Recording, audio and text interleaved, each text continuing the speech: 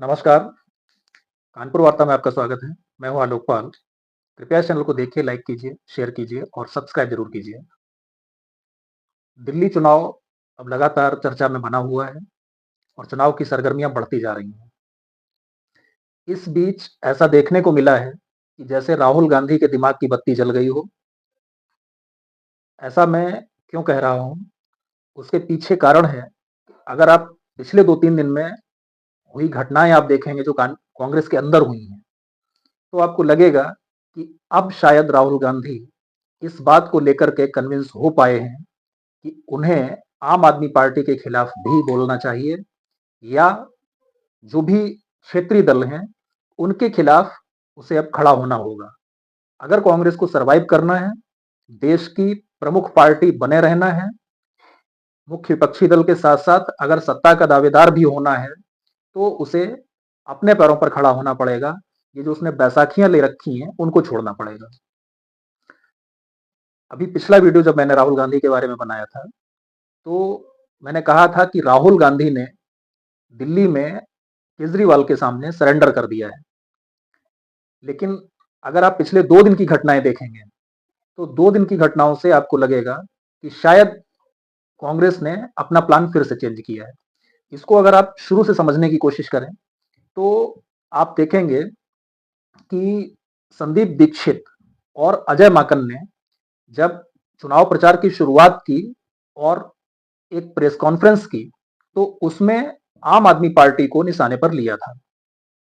इसके बाद ऐसा बताया जाता है कि जो इंडी गठबंधन था, उसके पास जाकर के अरविंद केजरीवाल ने गुहार लगाई। उसके पास जाने का मतलब ये कि उसके जो क्षेत्रीय दल सहयोगी हैं, उनके पास जाकर के अरविंद केजरीवाल ने इस बात की गुहार लगाई कि कांग्रेस को आम आदमी पार्टी के खिलाफ चुनाव प्रचार करने से रोका जाए। और अगर आप घटनाएं देखेंगे, तो आपको लगेगा कि हाँ, ऐसा सच में हुआ होगा। आप देखिए कि उसके बाद से करीब 3 हफ्ते तक कांग्रेस पार्टी ने कोई तीखा विरोध आम आदमी पार्टी का नहीं किया, कोई प्रेस कॉन्फ्रेंस नहीं की। बताया जाता है कि अरविंद केजरीवाल ने इसके लिए एम के स्टालिन, ममता बनर्जी, अखिलेश यादव, तेजस्वी यादव, उद्धव ठाकरे जैसे नेताओं को फोन किया और उन्हें अपने पक्ष में आने के लिए कहा। और ये भी बताया जाता है कि उन्होंने ये कहा कि कांग्रेस पार्टी के ऊपर दबाव बनाया जाए कि वो आम आदमी पार्टी का विरोध ना करे, और अगर ऐसा होगा तो इसका फायदा बीजेपी को मिलेगा। ये बात राहुल गांधी को समझ में आ गई और राहुल गांधी ने अपनी पार्टी के नेताओं को ऐसा करने से रोक दिया।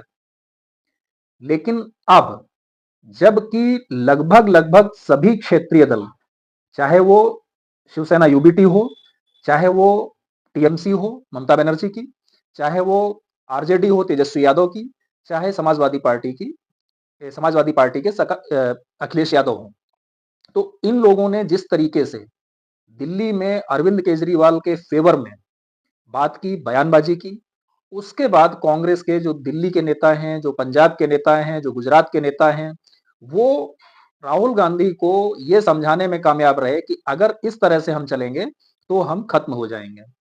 और अब जो कांग्रेस को कवर करने वाली बीट के पत्रकार हैं, वो ऐसी खबरें बता रहे हैं कि अब राहुल गांधी ने इसके लिए उनको अनुमति दे दी है और ये कंटिन्यू चल रहा है। अभी राहुल गांधी ने दिल्ली में चुनाव प्रचार के लिए वो 2-3 जगह गए। तो एक जगह दिल्ली में वो पहुंचे, शायद रिठाला या रठाला जो भी है, वहां पर बताया जाता है कि कोई एक नाला है और वो उस क्षेत्र का इश्यू बना हुआ है। तो वहां पर पहुंचकर राहुल गांधी ने आम आदमी पार्टी के ऊपर निशाना साधा और उन्होंने कहा, ये देखिए आपका पेरिस, जो कि अरविंद केजरीवाल ने प्रचार किया था कि हम दिल्ली को पेरिस बना देंगे। तो उन्होंने कहा, देखिए ये पेरिस बनाया है इन्होंने। इसके बाद राहुल गांधी एम्स गए रात में। तो जब वो रात में एम्स गए, तो एम्स की तो स्थिति लगभग सबको पता है कि दिल्ली एम्स के बाहर कितनी भीड़ होती है। तो उन्होंने देखा कि एम्स के बाहर बहुत सारे लोग जो है पड़े हुए हैं, अपने बिस्तर लगाए हुए हैं, खुले में पड़े हुए हैं। उनके पास लेटने बैठने की जगह नहीं है, वो वेट कर रहे हैं, उनको नंबर नहीं मिल पा रहे हैं।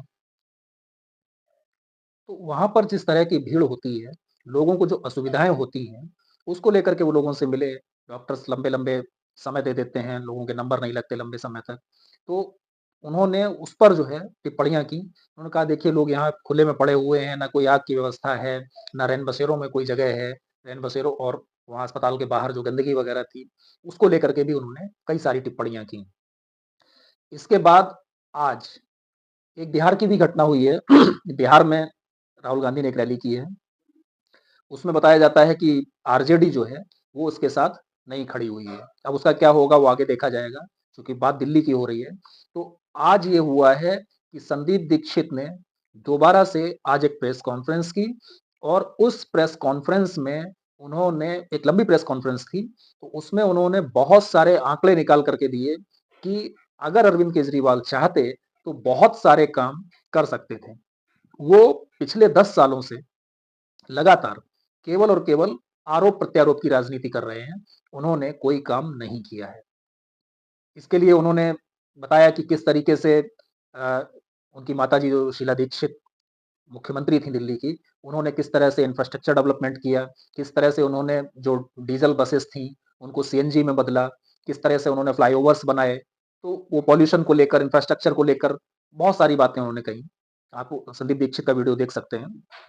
तो कुल मिलाकर के पिछले 3 लगभग 3 दिनों में या 4 दिन मान लीजिए, पिछले 4 दिनों में अब ऐसा लग रहा है कि दिल्ली में कांग्रेस म ने तय कर लिया है कि उसे मजबूती से चुनाव लड़ना है। वो कितना वोट शेयर पाते हैं, इससे उन्हें मतलब नहीं है। ऐसा बताया जाता है कि उनका टारगेट 15 से 20% के बीच में वोट शेयर गेन करने का है, कि इसके बीच में अगर कुछ वोट आ जाते हैं, तो ठीक है। सीट आती है तो ठीक, नहीं आती है तो ठीक।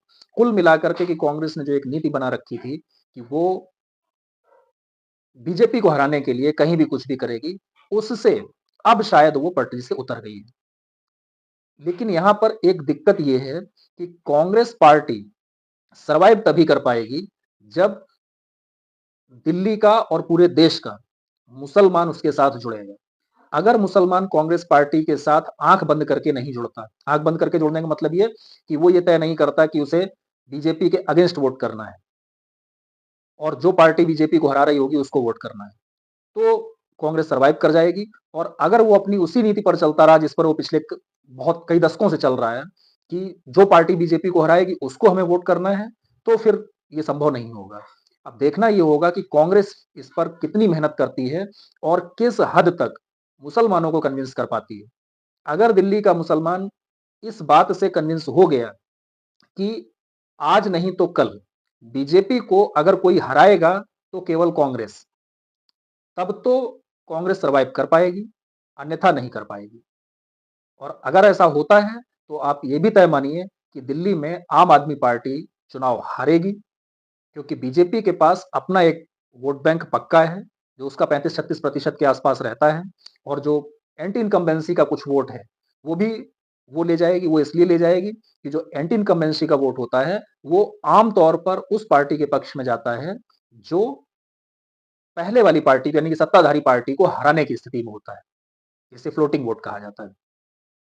तो ऐसी उम्मीद है कि बीजेपी 42 से 45% के बीच बीच में दिल्ली में वोट लेने में कामयाब रहेगी। और अगर 5% या माफ कीजिए, अगर 15 से 18% तक वोट लेने में कांग्रेस कामयाब होती है, तो इसका मतलब ये होगा कि आम आदमी पार्टी का जो वोट शेयर है, वो घट करके 40 के नीचे आ जाएगा, क्योंकि कुछ छोटी-छोटी पार्टियां होती हैं, वो भी कुछ वोट ले जाएंगी, 2, 4, 8%।